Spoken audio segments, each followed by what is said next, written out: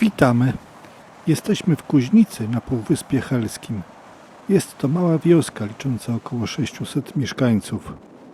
Spacer po wiosce rozpoczynamy od stacji kolejowej.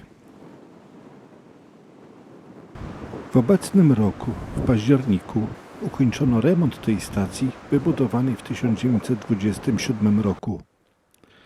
Z elewacji dworca zniknął tynk i przywrócono na niej płytkę klinkierową w kolorze naturalnej cegły oraz detale architektoniczne. Nowe, stylizowane na historyczne okna i drzwi są utrzymane w odcieniach ciemnobrązowych. Dach w części wyższej pokryty jest dachówką karpiówką w kolorze cegły, a w niższej, parterowej i na nowej wiacie blachą w kolorze ciemnoszarym. Dzięki przebudowie na dworcu przywrócono obsługę podróżnych. Pomieszczenia posiadają klimatyzację, przestrzenie urządzone są w nowoczesnych szarościach, wyposażone są w ławki, gabloty, kosze, system informacji głosowej, a w holu dodatkowo jest elektroniczna tablica przyjazdów i odjazdów pociągów. W budynku znajdują się również toalety oraz niewielka przestrzeń przeznaczona na wynajem, a także pomieszczenia techniczne. Z dworca idziemy w głąb Kuźnicy ulicą Helską. Najstarszy znany dokument, który mówi o Kuźnicy, pochodzi z 1570 roku. Podaje on nazwę Kuszfeld i wspomina o jednej mieszkającej tam rodzinie. Zapisy historyczne z końca XVI wieku mówią o tym, że Kuźnica leżała na jednej z ciągu wysepek, z których połączenia później powstała Mierzeja Helska. Wskazywana jest też jako miejsce budowy czterobastionowego fortu Kazimierzowo, obsadzonego 200-osobową załogą, opuszczonego po potopie szwedzkim.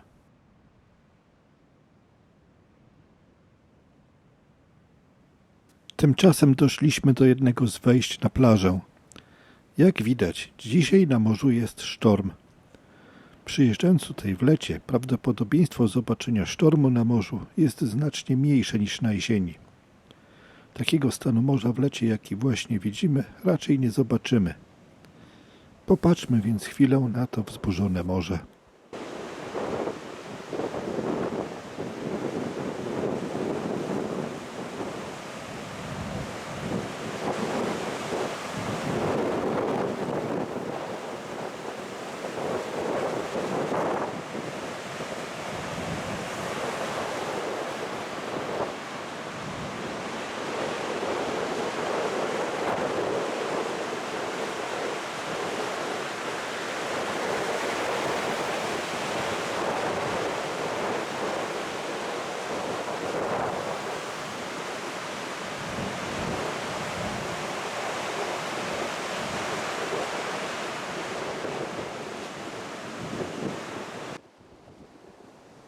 Wracamy się z powrotem na osłoniętą od wiatru ulicę Helską.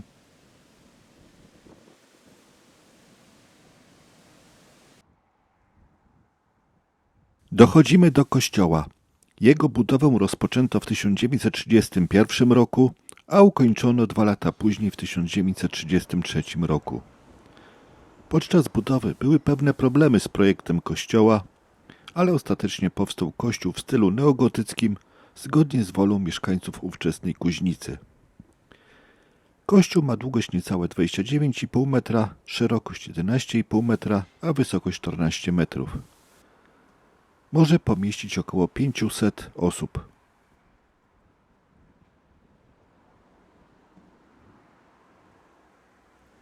Idziemy dalej ulicą Helską w Kuźnicy. Widzimy przystanek autobusowy. Jest na nim umieszczona nazwa kaszubska Kuźnicy Kusfeld. Po chwili mijamy kolejne wejście na plażę.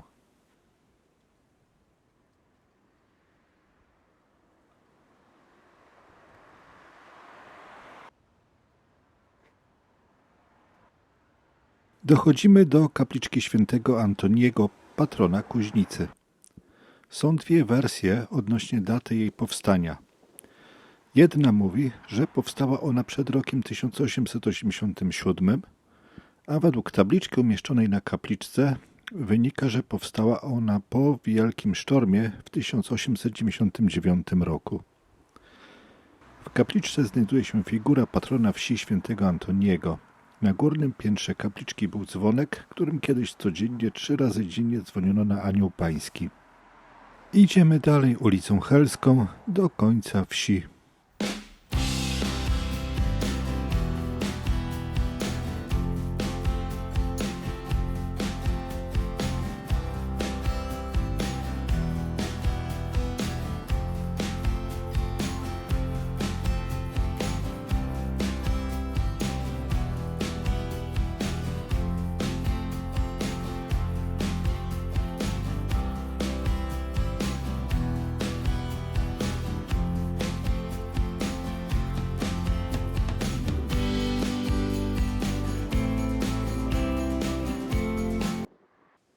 Dochodzimy do drugiej kapliczki, której miejsce ustawienia nie jest przypadkowe. 29 października 1999 roku w tym miejscu spadł samolot, który uległ awarii.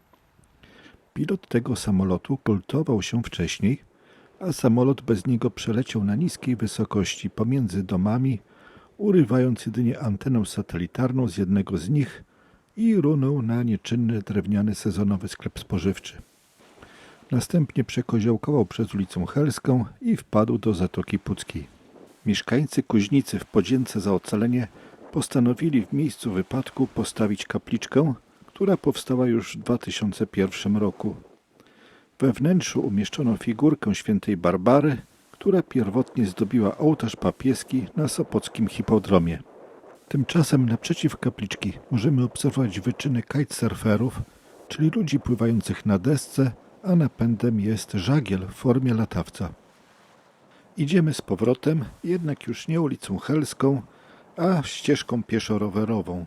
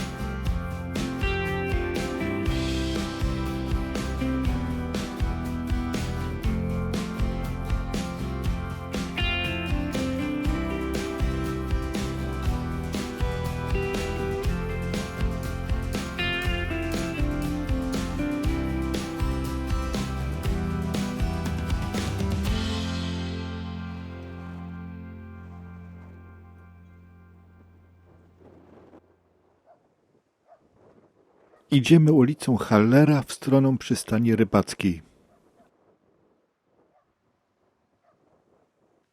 Pomimo, że rybacy z Kuźnicy byli pierwszymi właścicielami kutrów na naszym wybrzeżu, przez długi czas nie posiadali odpowiedniej dla nich przystani.